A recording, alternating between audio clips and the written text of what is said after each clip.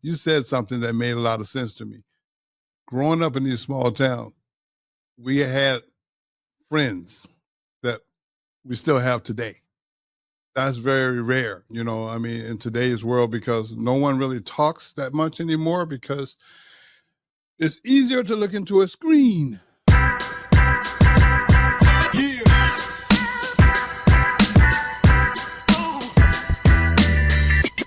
Welcome to the Look Like Somebody podcast. I'm your host, Ricky C. Simmons.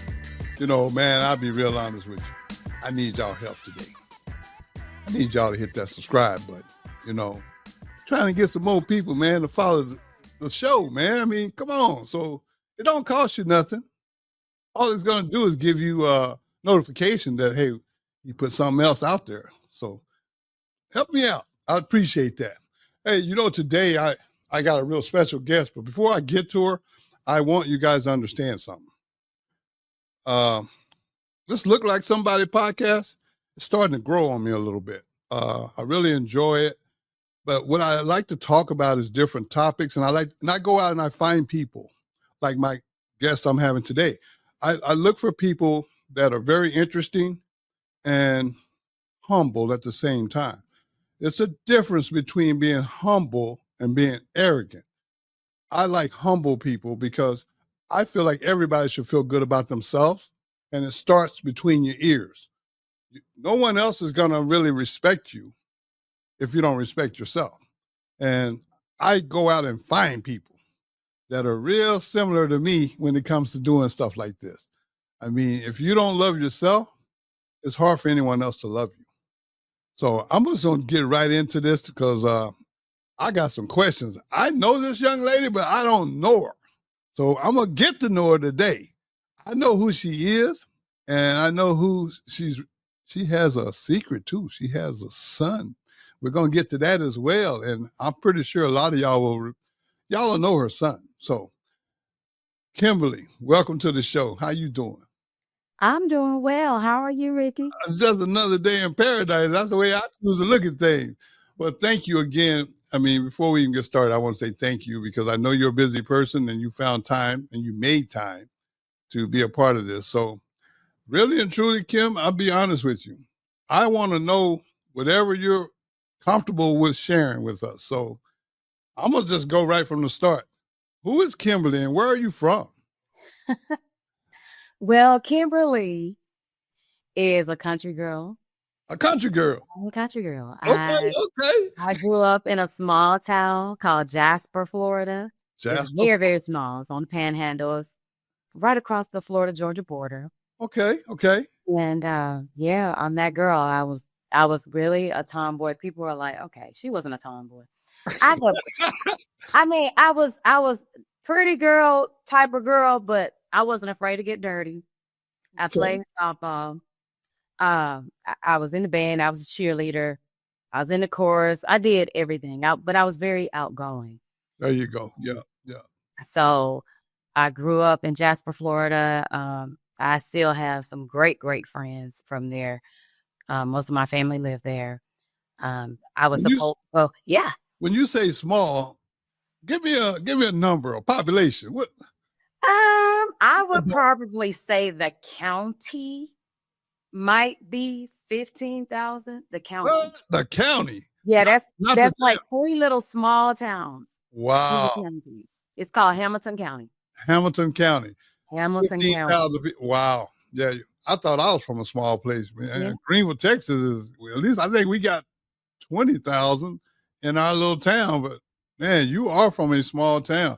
Now, absolutely. Growing up in this small town, what was it like for you? I mean, what was it? Take us through a day in Jasper.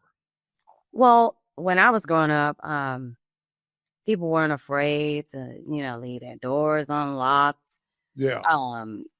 We could go to our friend's house down the street, across town, as we would call it. And we just had some great childhood memories that we even talk about today. I got to say this while I'm thinking about it. You said something that made a lot of sense to me. Growing up in these small towns, we had friends that we still have today. That's very rare, I mean, in today's world, because no one really talks that much anymore, because it's easier to look into a screen and send someone a text message than to actually have a conversation. You're right. And one of the things that me and some of my classmates and some of my still good friends now is Uh-huh. like if anybody has a home going, like any of our classmates or their parents or anything like that, if we're able to get home, we Mhm. actually have a whole fellowship like that Friday night. We all get together, play cards, play games, just hang out. And Right. so I think that's important, as we get older. A lot of us have our own lives, so we don't really have a lot of time to, get with people. But, I think we try to get together when it's not a sad time. We try to get together maybe once a year, maybe to hang out at the beach for a day or something. Not Right. even if it's not the entire weekend, if we can do something for a day.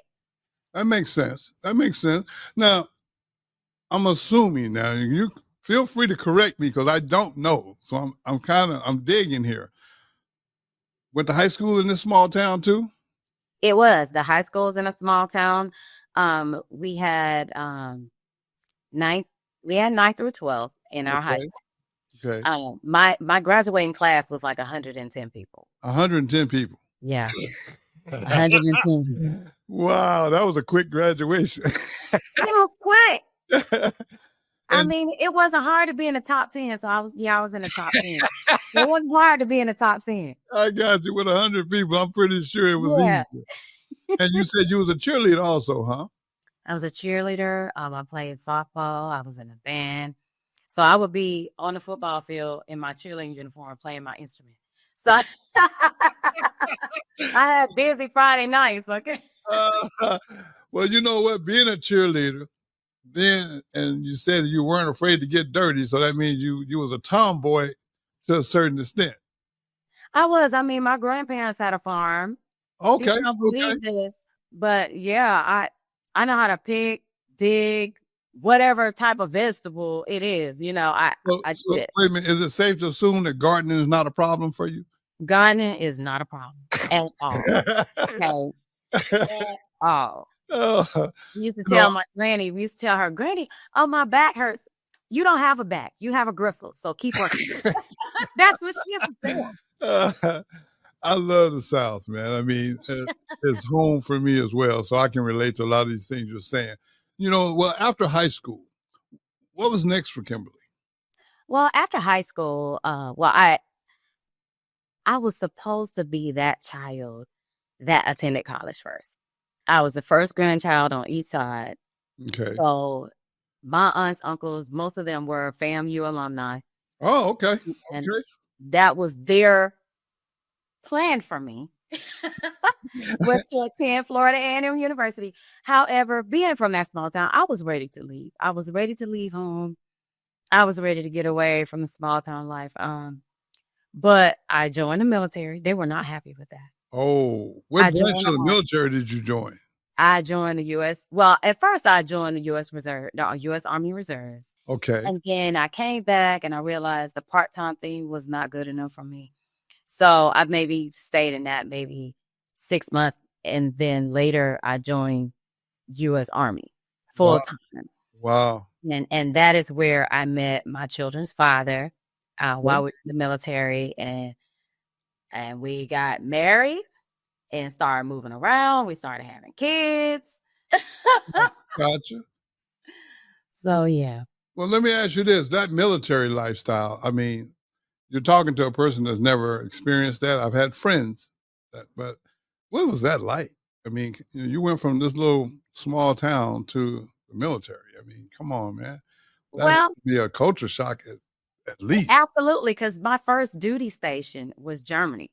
Oh, So to she was in go to Germany. go from small town to all the way out of the country to Germany, and I lived there for 2 years. I was kind of wild over there. I ain't gonna lie. I was Oh, that's funny. I was out. I was living on my own, and hey, I was having a good time. I had a really good time in Germany. I was stationed in Landstuhl, Germany, at Second General Hospital. Um, And I kind of almost didn't want to leave. I was having so much fun there because I was still playing softball, something that I loved. Mm-hmm. Or over there, when I was there, the general put it out to where he gave us orders to play sports. So we Wow. would travel around the country. I Huh. made the team. I had to try out for the team. I made the team. And that was one of the most memorable parts of my life because it was something that I love to do. Let me ask you this. I've got some homeboys that went to the military and they speak real highly of Germany. I've never personally been, but I've heard some wonderful stories about Germany. Can you Yeah. share some of the things about Germany that was different for you than from being Um, in Jasper? well, the food definitely. I thought the food was amazing. The food was very, very, very good. Now the beer over there, I'm not a beer drinker, Right. but some of my friends who love beer, that beer over there is very, very strong.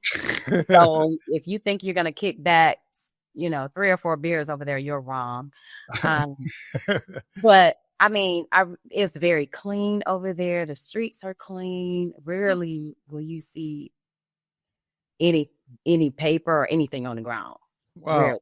Very clean over there. But um, I had a great experience over there. I really did. Well, a lot of my friends that went over there, like one in particular, I was thinking about. Big shout out to Mark Anthony Johnson. He went over there and he just wouldn't come home. I mean, he ended up, getting married over there, and raising a family over there, and speaking German real fluid. I was like, man, when you coming home? I'm not.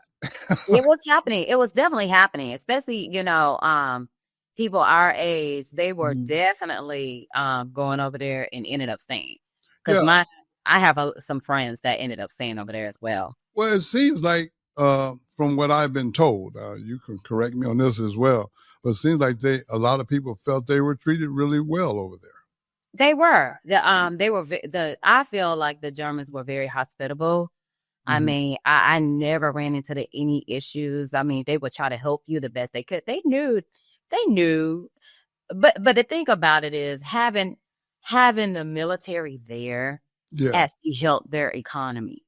Got you. So Got it you. helped their social stability. So Mhm. I believe that they truly appreciated that. Hmm. So you was in Germany for 2 years, I was there for 2 years, from and you say 91 to you 93. so you was getting your happy on when you. I was getting my happy on, okay? And I was getting my I'm happy pretty on. sure if I had to guess, you was also looking like somebody while you was over I was looking like somebody. there. Cross colors and everything. So after Germany, what was next for you? After Germany, I ended up getting stationed at Fort Rucker, Alabama. Okay, that's in the And States. right, and that is where I party so hard in Germany. When I got to Fort Rucker, I just pulled my hair back in a ponytail. I didn't wear no makeup. I was like, I don't want to be bothered. I don't want to date nobody. I just need to sit down somewhere. So you So got it in while you was in yeah, Germany. so all I wanted to do was go to work. I went to work and I went to the gym. And so my roommate, which is still my bestie today. Okay. And I knew her in Germany as well. So I've been knowing her since 91. And she lives here in Atlanta with me. Oh, Matter of okay. fact, we just went and got facials on Saturday. So that's my bestie right there. That's my bestie. And y'all met in the military. In the military, little white girl from this country town here in Georgia. Really? And she been my best friend for years. And so she was my roommate in the Army when we Wow. were at Fort Okay. Rucker, Alabama. And her boyfriend set me and my ex-husband up on a blind date. Oh, that's how that Oh, came about. Okay. Okay. so that's how it came about. But I was the only person that was blind, okay? Because of course he had to come check out the goods to figure out if he really wanted to go on this blind. Oh. So he saw you before you He saw saw him. me, but I hadn't seen him. And Ah. the thing about it is my girlfriend and her guy, everybody was in on it. Everybody thought I needed a man. I was like, why does everybody think I need a man? So my girlfriend was like, hey, girl, um, Mike and his buddy want to play cards tonight, so I need a card partner. And I was like, Ah, you need a card partner? She was like, yeah. She said, I need a card partner, and her friend and her guy right there was there. His name's Mike. He said, yeah, Kim. He said, make sure you put on some makeup and do your hair. I was like, for what? they were just playing cards, huh? Exactly. I was like, what you talking about? We're sitting in the barracks playing cards. Why do I want to do all that? And so I walked in. There's my ex-husband. We met. We started dating, and a year after that, we got married. Wow. Okay. That Okay. was kind of quick. Yeah. Yeah. Well, it sounds like you had done enough in Germany to where you could speed up the process when you get Yeah. after you got married to your ex-husband. Then you say you started a family. Is that correct? We did. Once I had my daughter Kayla. Kayla's first. Okay. Once I had her, with both of us being in the military and going into the field for 30 days at a time, this, that, and the other, I would always have to fly her home to my mom. So we decided that once my enlistment was over, that I would stay at home with her, and he would be the one that would continue his service in the military to provide for the family. So, and I'm telling you that those kids are back to back to back. Had one in 97, 99, and 01. Really? I call them deployment babies because every time my ex-husband deploys somewhere, that's what happened. Now you have 3 kids, is that correct? I do. I have 3 kids. You want to tell me about them? Kayla is 28, Okay. and she's the oldest. She's a industrial engineer. She works for Dr. Pepper Keurig, and she lives in Boston. Okay. Okay. Then I have a son. His name is Darius. He's 25, and he's a charge nurse. So he's an RN. He's a charge nurse. Okay. And where is he at? He's in Nashville. He works at a trauma center. Oh. And yeah, he loves it. He Wow. absolutely loves it. It takes a special person to work in that unit. It does. It does. And you know, and male nurses are in demand. And so he's actually in a leadership program, which I'm so proud of him. Oh, congrats. And then I have my son Quentin. That I know who that young man is. Quentin attended the University of Nebraska. He played football for the Cornhuskers. He played corner. He was number 6. Yep, I know that young man. Yes, and he actually got signed to the Denver Broncos last year. Okay. He was on the practice squad, but Quentin was not completely healthy. However, Sean Payton saw something in Quentin, and it says a lot when he chose to keep him there on the practice squad. He has done some great things. He's being developed. Gotcha. And so right now he's actually in Miami training. He's been there all month, and he'll be there till the end of the month. Okay. And then he goes back to Denver to start training there. Man, I'm proud of that dude because I watched his career in Nebraska. And, you know, as a former Husker myself, I look at all former Huskers either as my big brother if they played before me, or if they played after me, they're my little brother. I don't care how young they are or how old they are. You know, it's like a family. Mm-hmm. And one thing I can say about your son, that dude was a competitor. Yeah, you know, and still is. Mm-hmm. I didn't see him backing down, so I don't know if he got that from you or from his dad, but ain't no back down in him. Yeah, I think it's a combination of both. Yeah. Because I know their father. Anything he wanted to accomplish, he did it. He tried to do that. Anything he put his mind to, he did it. And the same with me. I'm pursuing my goals and my dreams, and that's one of the things I've always taught my children. If it's something that you want to do, I'm going to support you. Yes. I'm going to support you in whatever it is that you want to do. I think that's important. It really is. And we've always told the kids, hey, you know, You don't have to go to college, but you got to do something. Right. Like we call it books or boots. Which one you want to do? Books or boots? You can go to college or even get a trade, or you can Right. take yourself on to the military. It worked for us. Right. But military isn't for everybody. And so that's why we're like, hey, well, what do you want to do? And all three of them chose to go to college. However, Darius, the nurse, he was in the Army Reserves and he decided to do that. And I believe that he's very, very responsible, but I think that it helped him to discipline himself into what he was trying to accomplish. And he's very detailed. Like the boy has a plan for the next 5 years, what he gonna do in 5 years. So I love that about him. Oh, no, it's called accountability. Oh, definitely. Yeah. Definitely. And I think details, man, I mean, they matter. A lot of people take things for granted, but when you have details in place, it also helps with that plan, that long-term plan. So definitely. I think that's very, very smart on his part to be that way. And a lot of times it's hard to do that because you're being distracted by so many other things. Absolutely. I mean, friends included. I'm going to tell you a little story about him.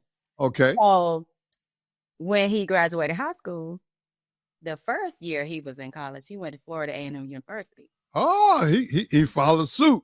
He was in pre-med, right? Okay, I thought he probably gonna be mad. But he was in pre-med, so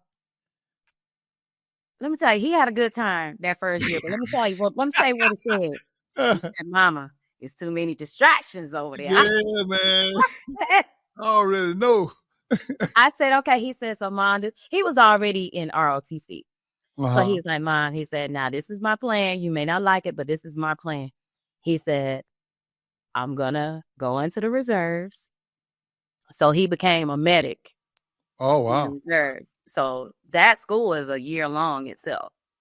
Huh. So he came back home. He said, but Mom, he said, I promise I'm gonna finish school. And he did that. I didn't have to say anything. I said, well, you know what? As long as you have a plan, I will support you. I said, what if you decide to do? And he did that. And so I am very, very proud of him for accomplishing his goals. He had a plan. Right. And sometimes that's what you need. You need to have a plan. It's like a roadmap. I guess what people today call it GPS. Yeah, you need to have a destination. Okay, you're going from here to there. How are you going to get there? Right. Because just out turning corners is not going to get it done. No, it is not. And there are so many distractions out here. I'm actually glad I grew up when I did because, man, I just look at some of the distractions that they have today. I mean, I didn't do well with the ones I had then. So, I mean, I got the track record to prove it, but I can only imagine what it would be like today, with all the social media, the cell phone. I mean, God, I mean, how do you can't get away with nothing? We would have suffered from anxiety. I mean, we would have had so many issues. I can't even see that. I mean, I got in trouble for having too many long distance phone calls. So you didn't have a plan. So it was, well, let me ask you this. You did a great job of raising your kids, but then it was time for you. It was. So I want to hear about what you decided to do after the kids were grown enough to take care of themselves. Yeah. What did you do? Because you've done something pretty interesting. I mean, just going off of what you shared, what you did afterwards, I didn't see that coming. Nobody would have ever seen that coming. While the kids were small, I never wanted to neglect my family.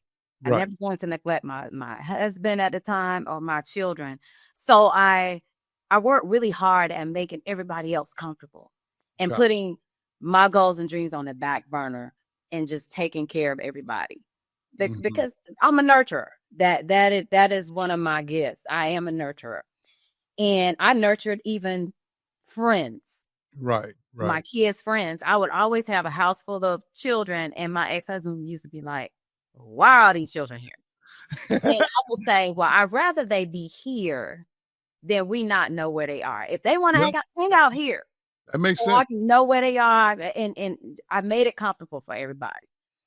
And just know that the Schwan man, we paid a lot of money to that man because he brought a whole bunch of ice cream and everything the kids need. We had it at our house, Uh, so we were the spots. so But everybody just meet up at the Newsome, man. Hello. yes, it's about 10 bicycles in the front yard, they, shoes lined up. I'm like, oh my goodness. they didn't need no GPS. They just knew. They said, hey, man, look at all them bicycles over the Newsome yard. Exactly. That's where everybody's at. And I was fine with that. And they call me Mama New. And Mama even New. the guys at college, they call me Mama New. Mama New. Okay, I'm on a little Mama New. So, but anyway, I did not want to neglect them in any type of way. Right. Now I did while I was working, taking care of them. I earned 2 master's degrees in that as well. Wow. So I was working to, I guess, help the family however I could. Yeah. By, educating myself, by, getting that regular, normal 9-to-5 job, after they were growing up. But then once I think Quentin was getting ready to go into his senior year of high school. So everybody else was grown and in college. Quentin was getting ready to go pretty soon. So I decided to take some acting classes because I came back in contact. Well, I'll put it this way. One of my girlfriends said, hey, when was the last time you spoke with Royce Johnson? Royce Johnson was like my first Army boyfriend, like in training. And it was like, I was like, girl, please. I didn't talk to that man in like 30 years. She was like, you need to look him up. And I was like, why? She said, you really need to look him up. And I said, okay. So the first thing I did was go to Facebook, and he has a unique name. So I found him. I sent him a message. Well, I sent him a friend request, and he immediately responded. Wow. And he was like, can I call you? And I was like, yeah. So he called me, and he was rambling because he couldn't believe that we came back in contact with each other. Yes. But he said, I want to know all about you. And I was like, hey, I got a husband. I've been married forever. I got 3 kids. This is what I do. And he said, Kim, he said, do you remember when we were 19 years old? We used to talk about being actors. I was like, yeah, I remember that. He said, well, I'm an actor. I said, stop lying. He said, no, for real. He said, Google me. And I did. And I was like, you have got to be kidding me. Wow. So Royce is one of the Marvel actors. He's one of he was one of the leads on Daredevil and The Punisher. He's just been on everything. Really? So I said, oh my God. I said, I can't believe you did that. He was like, Kim, so that lets you know that it's achievable. It is achievable. Right. He said, and I will mentor you if that's something you want to do. And so I decided right then and there, I was like, you know what? Everybody's grown. Everybody can do for themselves. Right. Now it's time I do something for myself. So what I did, I went and I enrolled in Nick Conti's professional acting studio here in Atlanta. Okay. I started taking some classes. I started doing like some background work. And before you know it, I was on television. I was doing some things, and I'm still not where I want to be, but I'm still pressing to get there. Yeah. I'm still pressing to get there. I always I get a different agent for every level that I'm trying to make it to. So I'm taking the steps to get to where I want to be. So I am an actress. I do voiceovers as well. That's one of the things I'm thinking about doing. I'm thinking about actually starting my own podcast. I'm thinking about doing some radio. So I'm definitely wanting to talk to you about maybe you mentoring me, because we can make that happen. Yeah, because I say, you know what? I'm gonna put this voice to use, because a lot of people say, Kim, hey, you have a nice voice. You really should do something with that. And I think you should as well. I mean, because, to be honest with you, it's a gift that you have, and you just have to understand it and appreciate it and embrace it, because everybody can't do it. Yeah. And that's the thing. He gives you these, I call it God. You know, I'm a spiritual man, so I say God gives us gifts, and if Right. you don't utilize them, then those gifts are for nothing. Absolutely. Yeah, so Absolutely. I agree with you looking into radio and podcasting. I think you'll be great at it. And plus, you're in Atlanta, right? I am. Man, come on. I am. Yeah, what are you waiting on? You need you should have been done this. Let me tell you, and even us just talking about this right now, I get excited because I have met so many people in the last couple of weeks that are DJs, MCs that work for radio stations, and yet I have not even mentioned this. So it's mind-boggling. Like, okay, Kim, revelation. Yeah. You got to do what you got to do, because this would be another opportunity for you, because I'm all about opportunities. Well, I gotta tell you something. I got a Rickyism for you. Okay. I'm gonna tell you like this: go get it and come back with it and hurry up. And I mean R-A-T now. I'm a hurry up. But no, on the serious note, Kim, I really think you should look into it. I think you'd actually enjoy it because you know a lot of people. And see, and that's the good thing about doing radio and podcasts. You can always find guests. You know, Right. if you don't want to just do the show yourself, you can always get your friends, you know, because like the story you told about your bestie. Yeah. I mean, that's a great story.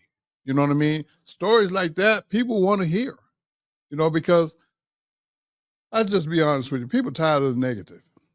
And, Yeah. and negativity gets too much attention, you know, and that's a big part of why I do this, because I'm on a pursuit of happiness, so to say, but I want to put humor in there as well. And I love to see or hear and see stories from people like yourself that are doing things that are productive.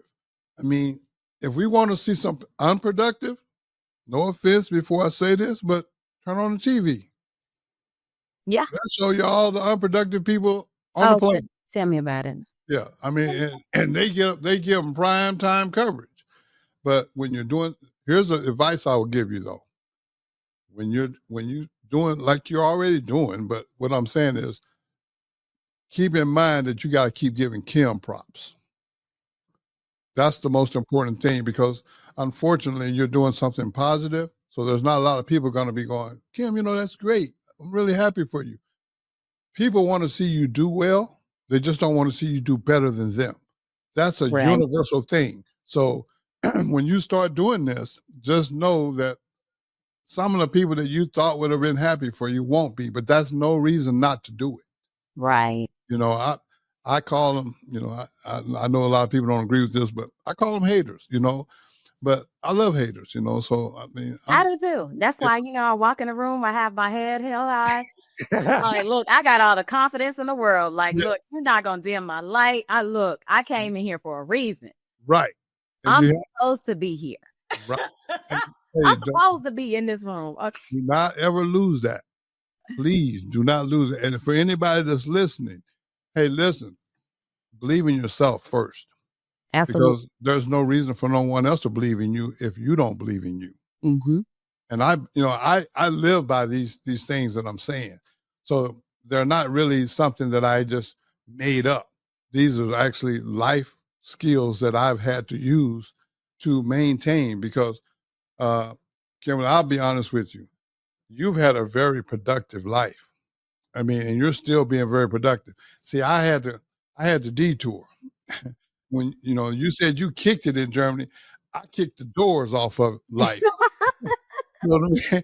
I mean, I went from as high as you can be to as low as you can be. But I never gave up on Ricky. You know, I went through my adversity, and I always share that with people, because people will see the end product, which is now, and they'll just assume, which is never good, but they'll assume that, man, everything's always been just given to you. Well, you know, I'm listening to your story. I mean, you earned everything you got. Everything. Like, I'm trying to tell you, like, being a military spouse is not easy. As a matter of fact, I'm writing a story about life for the military family, because they put all this cookie cutter stuff out there. like it's so easy. Yeah. It is not easy when your spouse is gone a lot. It is not easy because one of the things that the military does not teach at all is how to, how to have one relationship. I'll put it like that. How to have one relationship. Right. Because they put these soldiers, airmen, sailors in one little place together, and then they start forming other relationships, So Right. it's like I'm writing about that. People not gonna like it. Yeah. Well, that's The okay. military people not gonna like it, but it's gonna be the truth. Yeah. Be the truth because they really need.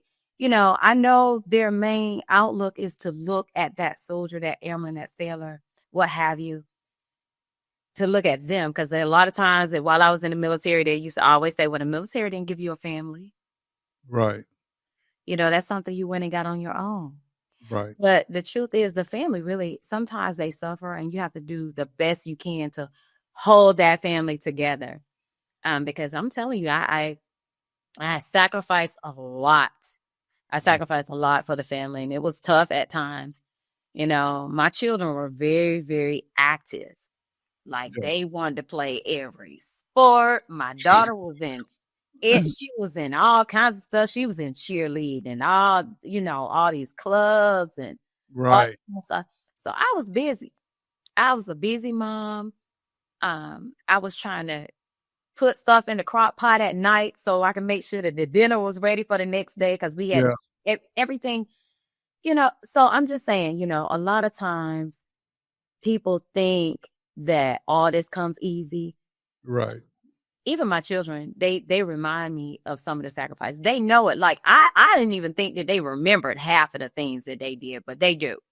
Right. And They remember those sacrifices that we made. I got to tell you this part too. A lot of the stuff that you have done, trust me, everybody couldn't do it. And the fact that you have the wherewithal to know that this was a sacrifice, and now you're ready to write about it, Mm-hmm. you're going to help a lot of people. You really are. You're going to help a lot of people because, like you said, a lot of people want to keep that kind of stuff secret because that's not what society has put out there. Absolutely, because I get it because I'm a soldier too, but I get it when people want to say, "Oh, thank you for your service. Thank you for your service. Thank you for your service." Let me tell you, that family went through some things. Those children were without their mother or their father for a period of time, and they might have had to have counseling. Right. Right. They might have been acting out at school because they missed their parent. Right. It just could be a plethora of things that And could have went on with the family, but the that's why family, yeah. that's why I believe it's so important that you write about this Oh, because whether it makes some people uncomfortable, that's on them. yeah. You know what I mean? There's a lot of things in life make you uncomfortable, but they seem to keep happening. Oh, yeah. So, I mean, the fact that I was uncomfortable with certain things, it wasn't like they said, okay, Ricky's uncomfortable with that, so we're not going to do that no more. I never had that experience. I mean, I had to work through it. And like you said, a lot of the kids, especially the younger kids, they take on different parts of that and they sometimes don't handle it right. That's where they get the acting out from. Oh, So, definitely. that's why they go into school and they next thing you know, you're getting a phone call. Right. The parents are getting a phone call. Hey, your kid is doing some stuff in school that he shouldn't be doing. So I think it's real important, Kim, that you follow up on what you're saying because it's needed. It really is, and it's going to help people that you're not even aware of. So, Absolutely. yeah, and see, that's the part right there that I think that a lot of people miss when they keep stuff to themselves. I mean, if you would just take a little chance, put it out there, and hey, you'd be surprised at who may reach out to you and go, you know what, I don't know you, but man, you helped me. Because a lot of people suffer in silence too. Because because it's not easy to admit that you got something going on that you don't want nobody to know about because that might make you look weak or whatever label they want to put on it. Oh, definitely. I mean, I was one of those people. I was one of those people. I was like, I always had a smile on my face. I was torn up inside most of the Hmm. time. Hmm. And I still try to keep that smile on my face. It's just sometimes we just gotta, we gotta go. Sometimes we have to go talk to somebody. And in our race, that was unheard of. Like, you're Yeah. crazy if you have to go talk to someone. Right. Well, I think I'm grateful that now people are becoming more aware of things that are going on that don't feel right. Right. This doesn't feel right. So I really need to go talk to somebody. There. And I hate it when it comes down to the point where you need to talk to someone, but you're so ashamed Right. that you almost get into trouble to where you're forced to have to deal with it. Right. And then it becomes even more embarrassing. You know, Absolutely. and it doesn't help that so many people fits this stereotype too, which is they are guilty of not ever getting caught. Yeah. See what I'm saying? They done everything under the sun, Uh-huh. but never law enforcement never got involved. So, and now that they weathered the storm and they've come throughout the other side, they're doing much better. Now all of a sudden, them are the main ones that's looking down on others. Yeah. Like they've never had any issues. And see, one thing I do know, if I don't know anything else, is I ain't met nobody perfect. No. I never have. Me either. I've never had that pleasure to meet someone that's perfect. So when I say that, I'm saying it to say, let's help people. And I think what you're going to do and what you're already done and still doing is going to help people. And that's really important, Kim. I mean, I have to say these things to you because you may not hear them as often as you need to. But if nothing else, you can say, man, I knew this one guy. His name is Ricky C. Simmons. He told me, don't worry about what everybody else talking about. Do what I got to do to help others because it'll always come back. Do So what you got to do to help others, and make sure you're looking good while you do it. oh, you got to look like somebody. If you ain't look like nobody, there ain't no sense in doing it. I mean, hey, I buy into that wholeheartedly. And I will say this to you as well. I see you buy into it as well. Oh, yeah. And Oh, yeah. for me, I call it having confidence. Oh, definitely. Yeah, it's a part of the confidence. It So, really is. It really yeah, is. so don't let nobody steal that from you neither. Oh, no. I even had to tell Quentin this, because I'm gonna tell you, he's had some setbacks, especially in, college. He broke his arm in two places, and then with the shoulder surgery after his final season with the Huskers, his heart was broken because, football, that he loved football. He loved it. Mm-hmm. So, that boy will never let nobody see him cry but me. Right. Yeah. Yeah. But me. Yeah, but you've earned the right to see it. Absolutely. Right. But that's because he knows that I'm going to speak over his life. I'm going to speak life into him. And because I let him know, I was like, do you think that God gave you what he gave you to just let it all be for nothing? Mm-mm. Like, you have a gift for a reason. Correct. I said, you're a leader for a reason. I said, people flock to you. Yep. I said, there's a reason for that. I said, I'm telling you, you are going to have one heck of a testimony for somebody. Absolutely. Somebody else is going to be going through the same thing that you're going through. And you're going to be able to tell them your story. It ain't over. Nope. It ain't over. I said, so this year you're healthy. You got your mind right. You're training. I said, so just like you were telling me, don't give up on Kim Newsome. I was like, hey, I'm with you. I got your back. Yeah, right. And that's all he needs. That's all he needs. All he needs is to know that we his family, we support him. We're there for him through whatever happens, not anything that happens. Because he was unsure about that shoulder surgery after the season. He was like, Mom, I don't know. I said, yeah, we know. We know who's in control of this. Right. We know God is in control of this. Okay. So we're just we're gonna have the surgery. You're gonna do all your therapy. You're gonna train. I said, and then you're gonna go get what you worked so hard to have. Right. So he's very confident right now. Matter of fact, I talked to him yesterday. Training's going well. He feels really good. His body's in good shape. And I said, well, son, it's a clean slate. Yeah. It's a clean slate. So go for what you know. Go for what you know, because your mama need to be retired, okay?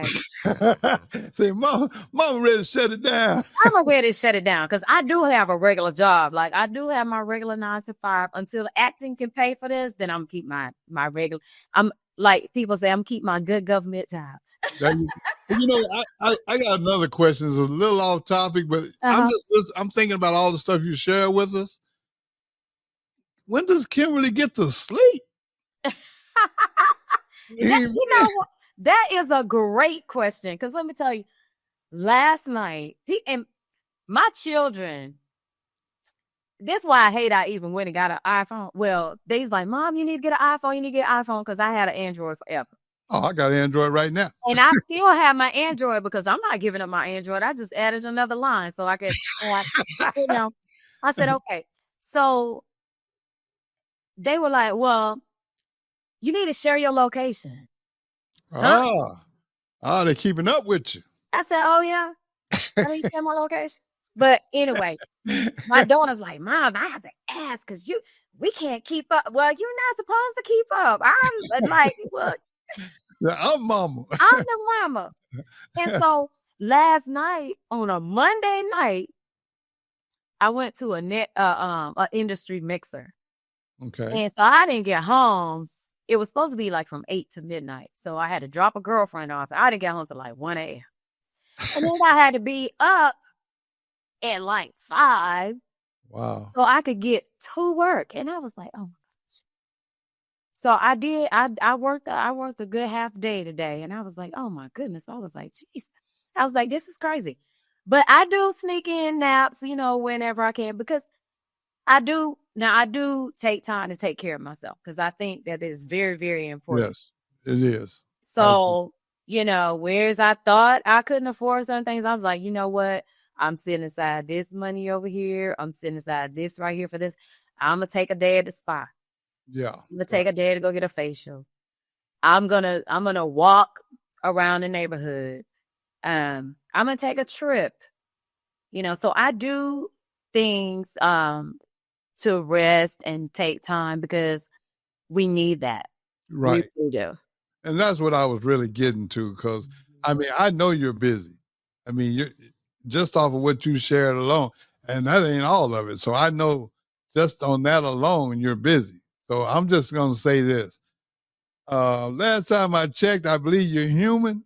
And I think one of the things of being human is rest is very important. So it is. Don't ever forget that. It is. And I'm going to tell you, my body tells me when I need some rest. Yeah, my body will be like, we ain't getting up today, girl.